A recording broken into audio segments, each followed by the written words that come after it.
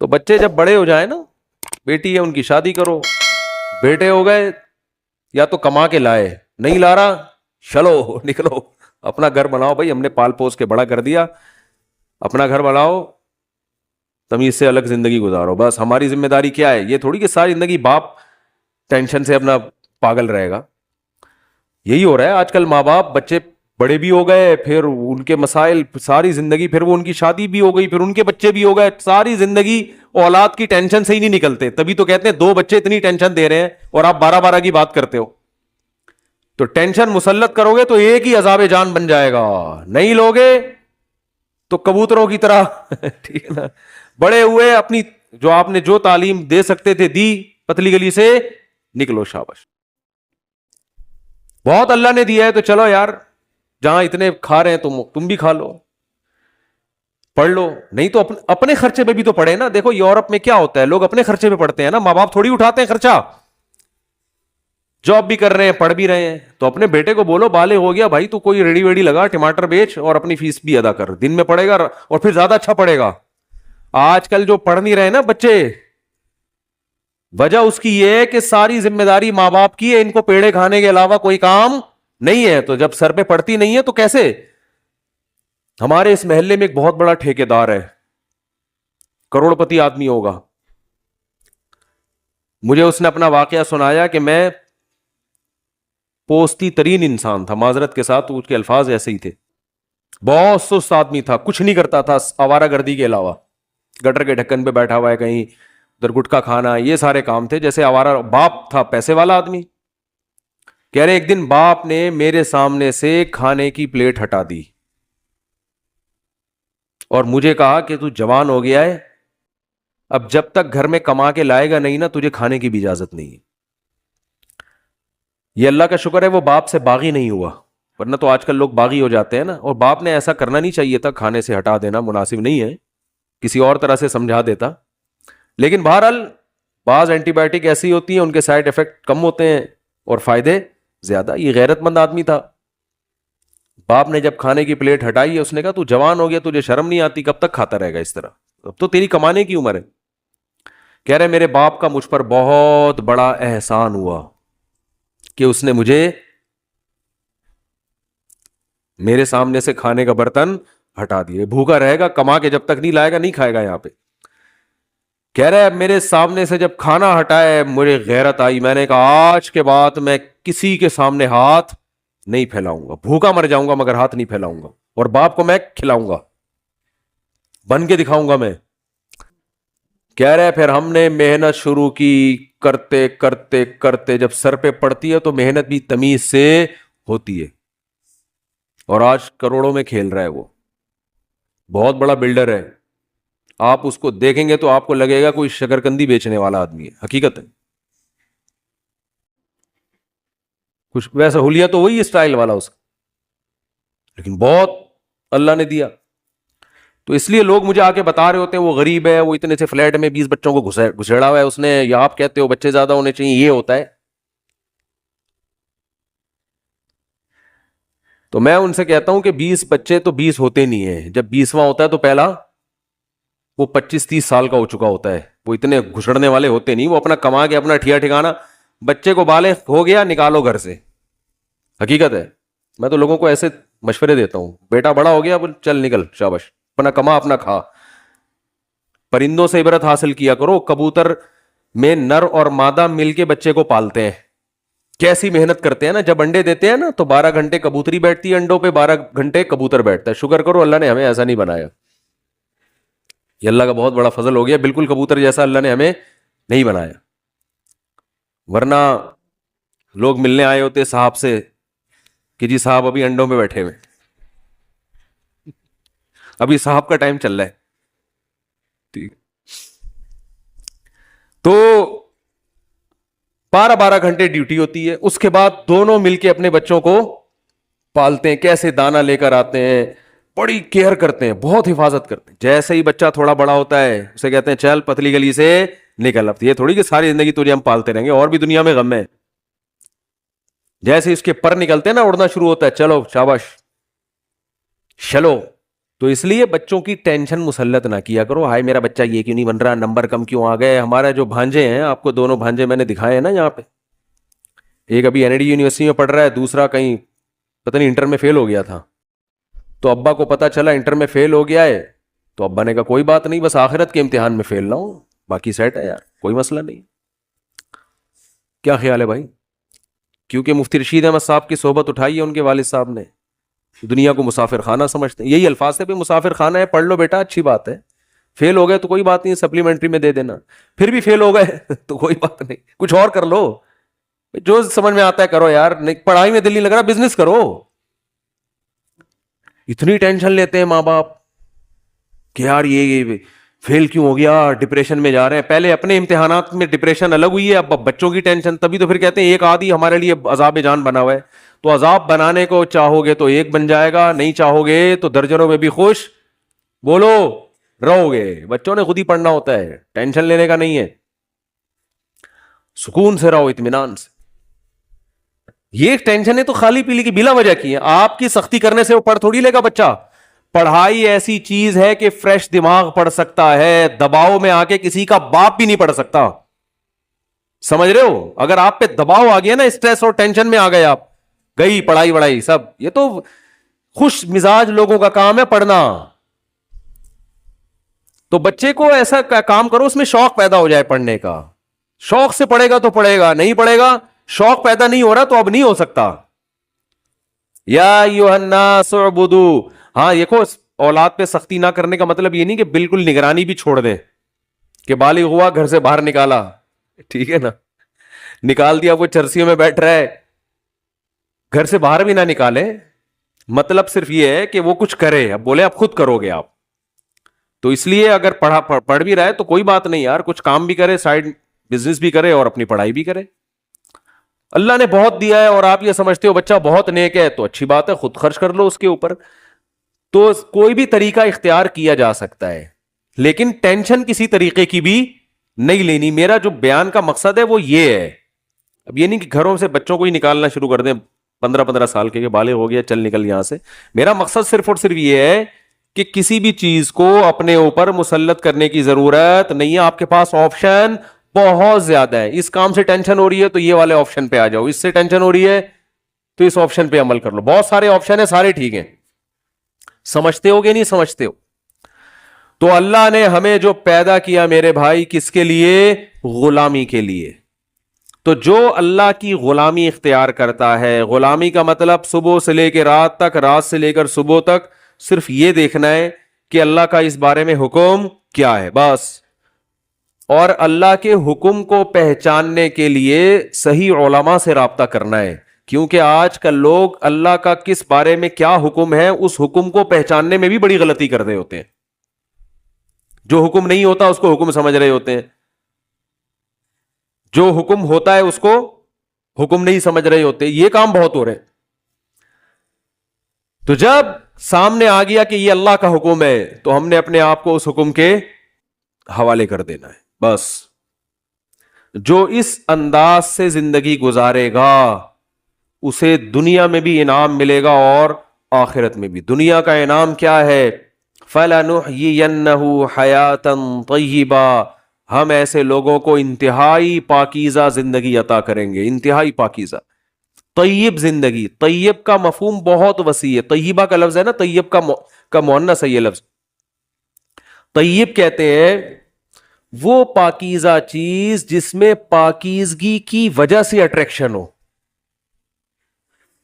دیکھو ایک شخص بھنگی ہے، گندا میلا کچیلا، آپ کا گٹر بند ہے اور آپ 1-2 ہفتے سے کسی بھنگی کے انتظار میں تھے. ہمارا گٹر بند ہوا گھر کا نا، وہ لائنوں میں کچرا آیا ہوا تھا،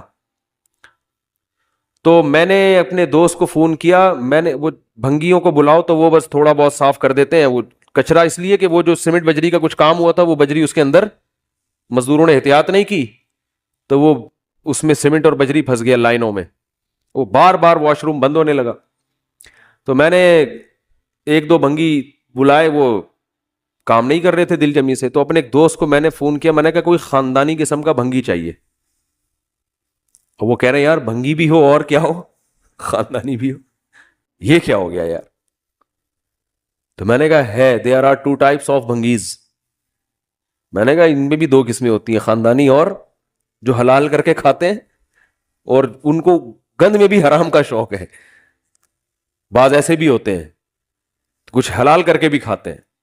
تو خیر انتظام ہوا, پھر اس نے آ کے محنت کی اور اللہ تعالیٰ اسے جزائے خیر دے. تو وہ پوری لائنیں اس نے چینج کی, محنت کی. تو اب دیکھو کسی کے بھی گھر میں واش روم بند ہو جائے, مسائل کھڑے ہو جائیں, تو بھنگی کی طرف بھی اس کی رغبت ہوگی کہ نہیں ہوگی؟ اس کے لیے اس وقت سب سے زیادہ اٹریکشن کس میں ہوگی؟ خاندانی بھنگی میں. کیا کوئی خاندانی قسم کا کیا مل جائے, بولتے کیوں نہیں, بھنگی مل جائے. تو مجھے جب فون آیا نا تو میں سارے کام چھوڑ کر آ گیا. پھر اس سے ہم نے گلی کے گٹر بھی, یہ تو گورنمنٹ کی ذمہ داری ہے گلی کے گٹروں کا کام, لیکن ہم نے اپنے خرچے پہ گلی کے گٹروں کی بھی صفائی کروائی. گٹر کے ڈھکن بنوائے ہم نے اپنے ذاتی, میں نے اپنے خرچے پہ. آپ اندازہ لگاؤ یار یہاں تک نوبت پہنچ چکی ہے کہ لوگ اپنے ذاتی خرچوں پہ گٹر کی صفائی بھی کروا رہے ہیں, اس کے ڈھکن بھی بنوا رہے ہیں. تو ہم نے اپنے, اور سب حضرات سے میں کہتا ہوں کراچی میں اگر صفائی چاہتے ہو, اپنے گھر کے سامنے کے ایریے کو, اپنی گلیوں کو خود صاف رکھو. حکومت سے آپ یہ امیدیں نہ لگائیں. لوگ کہتے ہیں نا ابھی پنجاب سے کوئی رشتہ دار ہے, کہہ رہے ہیں اتنا گندا کراچی. تو بھائی خود صفائی کرو, کوئی بھی نہیں کرے گا صفائی. اپنے گھر کے گٹر اگر خراب ہے, بھنگی کو اپنے خرچے پہ بلا کے صفائی کروا لو. گٹروں کے ڈھکن اپنے خرچے پہ, ہم نے گٹر کے ڈھکن بھی اپنے خرچے پہ لگوائے. ورنہ ایک عجیب مصیبت کھڑی ہوئی تھی, اتنے بڑے بڑے گٹر ابل رہے ہیں, کوئی بچہ گر جائے خدا نہ خواستہ, اور جو بیماریاں پھیلتی ہیں. تو اپنے خرچے پہ یار, ہر 10 لوگ اگر اپنی گلی کا ذمہ داری اٹھا لیں گے, شہر صاف ہو جائے گا انشاءاللہ. اس پہ بھی ایک مہم چلائیں گے انشاءاللہ بھی. تو خیر کیا مسئلہ ہے, آپ کو بھنگی میں بھی بعض دفعہ دلچسپی ہوتی ہے, لیکن وہ اس کی صفائی ستھرائی کی وجہ سے بولو نہیں ہوتی, وہ ضرورت ہے. لیکن اگر کوئی صاف ستھرا ہے, نیٹ کلین ہے, بہت صفائی, جیسے ہمارے حضرت مفتی رشید احمد صاحب کو جب ہم نے پہلی دفعہ دیکھا نا, کیا اللہ نے ان کو مزاج میں نفاست, کیا خوشبو استعمال کرتے تھے. تو اس سے بھی انسان کا دل سامنے والے کی طرف مائل ہوتا ہے. یہ جو میلان ہے نا, یہ اس سامنے والے کے طیب ہونے کی وجہ سے ہے. طیب کا مطلب پاکیزہ ہونے کی وجہ سے بھی کوئی اچھا لگتا ہے آپ کو. تو اللہ فرماتے ہیں جو میری غلامی اختیار کرے گا فَلَنُحْيِيَنَّهُ حَيَاتًا طَيِّبًا, اسے ایسی زندگی دوں گا جو طیب ہوگی.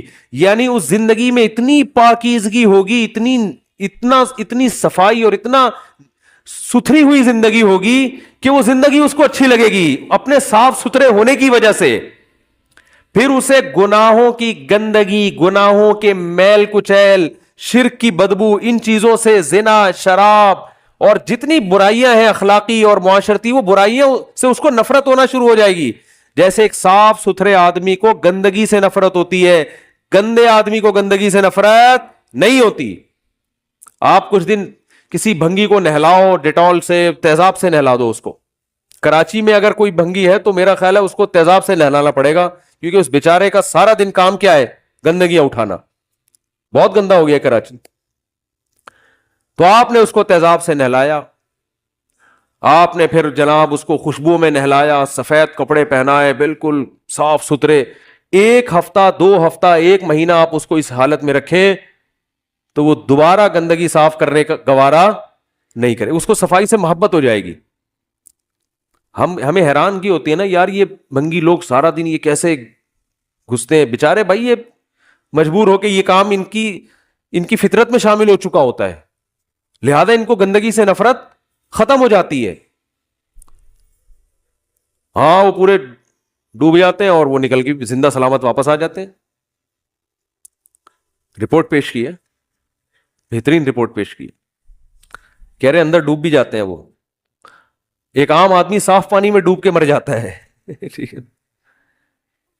تو وجہ کیا ہے میرے بھائی؟ وجہ یہی ہے کہ جو انسان اللہ کی غلامی اختیار کرتا ہے نا, آہستہ آہستہ پاک, کیونکہ اللہ نے جتنے احکام دیے وہ سارے پاکیزہ حکم ہے, صفائی ستھرائی ہے اس میں, زبان کو گندگی سے بچانا، آنکھوں کو گندگی سے بچانا، آنکھوں کو بد نظری سے بچانا، زبان کو جھوٹ غیبت سے بچانا، ہاتھوں کو حرام کمانے سے بچانا، جھوٹ بولنے سے بچنا، یہ ساری ایسی تعلیمات ہیں کہ عمل کرتے کرتے کرتے انسان اندر سے صاف ستھرا ہونا شروع ہو جاتا ہے. پھر جب اندر سے صاف ہوتا ہے تو اس کو اپنی زندگی خود محبوب ہو جاتی ہے، اس کو زندہ رہنے میں مزہ آنا شروع ہوتا ہے. یہ جو ادھر سے پیسے ہتھیا لیے، ادھر سے رشوت لے لی، ادھر سے جھوٹ بولا، ادھر سے یہ لوگ ہمارے اکثر وکیل حضرات کر رہے ہوتے ہیں، سارے نہیں جو میرا بیان سن رہے ہیں ان کے علاوہ، تو آپ دیکھو نا ان کے چہروں پہ عجیب سی نحوست نہیں ہو جاتی؟ جو رشوت لیتے ہیں صبح شام، چہرے عجیب بے رونق. یہ کیا ہے بے رونقی؟ ان کو اپنے آپ سے نفرت ہونا شروع ہو جاتی ہے، ان کو اپنی زندگی بری لگنا شروع ہو جاتی ہے. یہ اعتراف نہیں کرتے لیکن یہ مطمئن نہیں ہوتے. ان کو پتا ہوتا ہے کہ ہم غلط کر رہے ہیں لیکن وہ اتنا غلط کر چکے ہوتے ہیں اب صحیح نہیں ہوتا ان سے. پھر تو چہروں کی رونقیں ختم، زندگی میں سکون ختم. تو جب انسان اپنے کردار کو اچھا کر لے، اللہ کی غلامی اختیار کر لیتا ہے، کیونکہ اللہ کی غلامی نہ کرنا خود ایک بہت بڑی گندگی ہے کہ جس نے پیدا کیا اس کو کیسے بھول جائے بھائی. تو انسان کا ضمیر مطمئن، جیسے صاف ستھرا ہونے سے انسان کو خوشی ہوتی ہے نا، ایسے ہی گناہوں سے توبہ کرنے سے بھی انسان کو خوشی ہوتی ہے، برائیوں سے بچنے سے. پھر اس کی زندگی خود اس کے لیے اٹریکٹیو بن جاتی ہے. اور یہ وہ والی اٹریکشن نہیں ہے جو کسی ضرورت کی بیس پر ہو، یہ وہ اٹریکشن ہے جو پاکیزہ ہونے کی بیس پہ. جیسے اچھے کھانے، خوشبودار کھانے وہ بھی انسان کو اچھے لگتے ہیں، اور بعض دفعہ بیماری میں کوئی کڑوی چیز بھی، بدبودار چیز بھی کھانی پڑتی ہے تو کھا تو وہ بھی لیتا ہے لیکن مزہ نہیں آتا.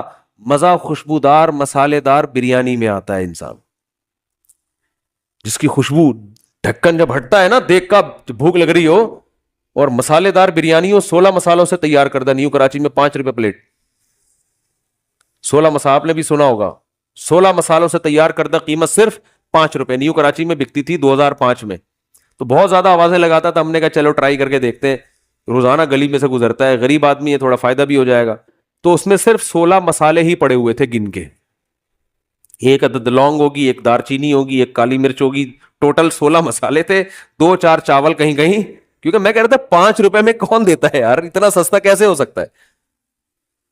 تو لیکن جب بھوک لگی ہوئی ہو اور بریانی خوب مسالے دار ہو، اب ہم کہیں دعوت میں جاتے ہیں، لوگ ہمیں کہتے ہیں سفید چاول مفتی صاحب کے لیے نکال کے لائیں بریانی سے. ہو گیا اللہ کے بندو، وہ سمجھتے ہیں پتہ نہیں مولانا ایک تو پرہیزی کھاتے ہوں گے. بھائی بریانی کا تو مطلب ہی مسالے ہوتے ہیں اس میں. ہم تو ہوٹل میں بھی جب بریانی کھاتے ہیں، لوگ کسی کے یہاں دعوت میں بھی جاتے ہیں تو ہم کہتے ہیں ذرا کڑک قسم کے مسالے نکال کے لاؤ یار. اس میں بریانی کا جو ذائقہ ہے وہ ہے کس چیز کا؟ تو مسالوں کا ذائقہ ہے اللہ کے بندو. ہاں افغانی پلاؤ کوئی کھا رہا ہے وہ مسالوں کے بغیر، یا ویسے کوئی پلاؤ کھا رہا ہے اس میں مسالوں کی ویلیو نہیں ہے، لیکن بریانی تو نام ہی ان 16 مسالوں کا ہے جن سے وہ تیار ہوئی ہے. تو جب بھی بریانی لایا کریں نا، کھلایا کریں تو ذرا کڑک مسالے دار ہونی چاہیے. باقی صحت گئی تیل لے لیں ایسی کی، وہ بریانی کھا رہا ہے تو کھا لے دو نا تمیز سے اس کو.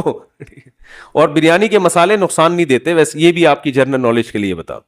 بریانی جو بنی ہے نا، بادشاہوں کے محل میں تیار ہوئی ہے. یہ پہلے زمانے میں جو یہ مغل بادشاہ ہوا کرتے تھے، یہ حکیموں سے کہتے تھے کہ بھئی یہ چیز بنا کے لاؤ، تو ان کو صحتوں کا بڑا خیال ہوتا تھا. تو یہ چیز جب بناؤ گے تو اس میں جو نقصانات ہیں اس کے توڑ کے لیے یہ کیا کرنا ہے. تو حکیم لوگ پھر یہ کہتے تھے یہ چاول چونکہ بادی ہوتا ہے تو اس کے بادی پن کو ختم کرنے کے لیے یہ مسالے، ٹھیک ہے نا. تو یہ بڑا زبردست کمبینیشن ہے بریانی جو ہے، کہ چاول کا جو بادی پن ہے اس کو ختم کرنے کے لیے حکیموں نے اس میں مسالے ڈالے تھے کہ وہ بادی پن چاول کا کیا ہو جائے گا اس سے، یعنی جو سائیڈ افیکٹ ہے چاول کے وہ ختم یا کم ہو جائیں گے. اور آپ جب دیگ سے ڈھکن ہٹتا ہے تو آپ کہتے ہو سفید سفید چاول نکال کے لاؤ، تو وہ صحت کے لحاظ سے بھی وہ نقصان کی چیز ہے. تو بریانی کھاؤ تو مسالوں کے ساتھ ہی کھایا کرو، ورنہ پھر بریانی کی توہین ہمیں برداشت.